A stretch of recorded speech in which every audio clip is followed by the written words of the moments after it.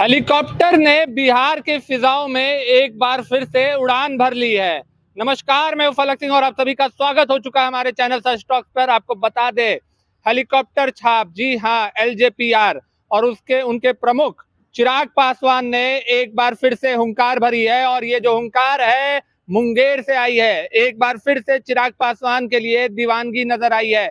मुंगेर का नजारा दिखा रहे हैं हम आपको कि किस तरीके से चिराग पासवान लगातार सभाएं करते हुए नजर आ रहे हैं और जो जोश है वो लगातार बिहार वासियों में भरता हुआ नजर आ रहा है। आप पहले इस वीडियो को देखिए कि किस तरीके से लगातार चिराग पासवान के लिए, जो खास करके युवा वर्ग है, वो दीवानगी के हद तक पहुंचता हुआ नजर आ रहा है। आपको साफ तौर पे नजर आ रहा होगा कि किस तरीके से चिराग पासवान जिंदाबाद के नारे लग रहे हैं। आरा से शुरुआत हुई थी इसकी, आरा, छपरा, राजगीर, तमाम जगहों पर चिराग पासवान ने ये साबित किया है कि बिहार में एलजेपीआर पार्टी को कमजोर नहीं आंका जाए। आपको लगातार बताते रहे हैं हमने कि किस तरीके से चिराग पासवान ने ऐलान किया है कि मुझे बिहार बुला रहा है।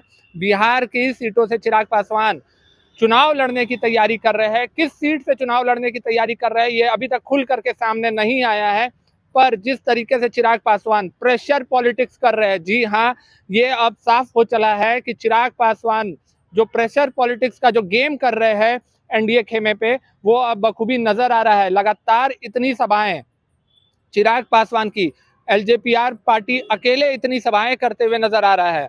सबसे पहले आरा में जिस तरीके का जो दृश्य नजर आया था और चिराग पासवान ने आरा की धरती से ऐलान किया था कि चिराग पासवान बिहार विधानसभा चुनाव लड़ेगा। उसके बाद पहुंचे राजगीर। राजगीर में चिराग पासवान ने मोहर लगा दी कि चिराग पासवान की जो पार्टी है और खुद चिराग पासवान बिहार विधानसभा चुनाव के लिए उतरने जा रहे हैं। छपरा में भी चिराग पासवान ने अपना शक्ति प्रदर्शन किया था साफ तौर पर, और अब पहुंच चुके हैं मुंगेर। और ये साफ दर्शा रहा है कि जिस तरीके से चिराग पासवान बिहार विधानसभा चुनाव की तैयारी कर रहे हैं, तो कितने सीटों पर समझौता होने जा रहा है या 2020 का इतिहास फिर से दोहराता हुआ नजर आएगा।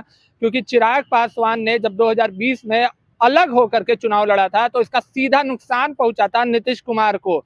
जी हाँ, सबसे बड़ी पार्टी सबसे कमजोर पार्टी बन गई थी। और ऐसे में चिराग पासवान अब केंद्रीय मंत्री है, 5 सांसद है उनके यहाँ से, और अब विधायक की भी तैयारी हो रही है।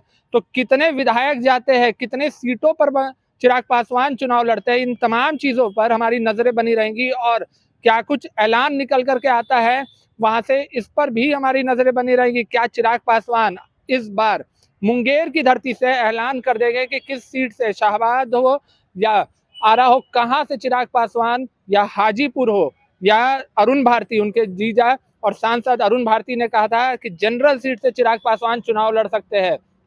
तो क्या पटना की क्षेत्रीय जो लोग विधानसभा सीट है वहां से चिराग पासवान चुनाव लड़ेंगे? ये तमाम चीजों पर हमारी नजरें बनी हुई है। पर तब तक के लिए जुड़े रहे हमारे साथ, देखते रहे सच टॉक्स। धन्यवाद।